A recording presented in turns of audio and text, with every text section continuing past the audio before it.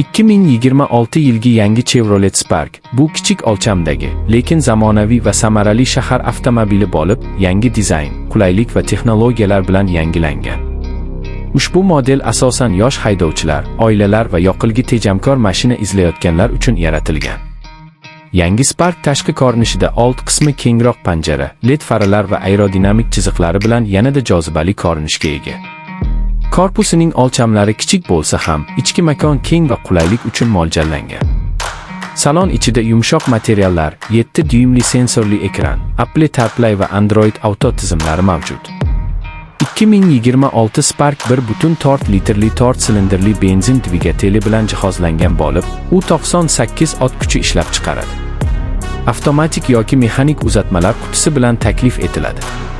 Yoqilg'i sarfi juda tejamkor, 100 kilometrga o'rtacha 5 litr benzindan ortiq emas. Bu uni iqtisodiy shahar avtomobili sifatida ajratib turadi.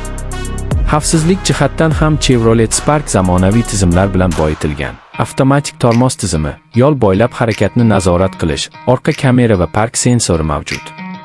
Bu kichik avtomobil uchun katta afzallik hisoblanadi.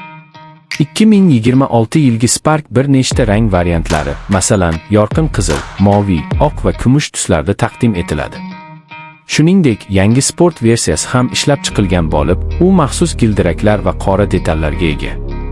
Umuman olganda, yangi Chevrolet Spark bu zamonaviy, tejamkor va ishonchli shahar avtomobili bo'lib, o'z segmentida eng arzon va qulay variantlardan biri hisoblanadi. Agar siz kichik, lekin texnologiyaga boy mashina izlayotgan bo'lsangiz, 2026 yilgi Chevrolet Spark siz uchun eng to'g'ri tanlov bo'ladi.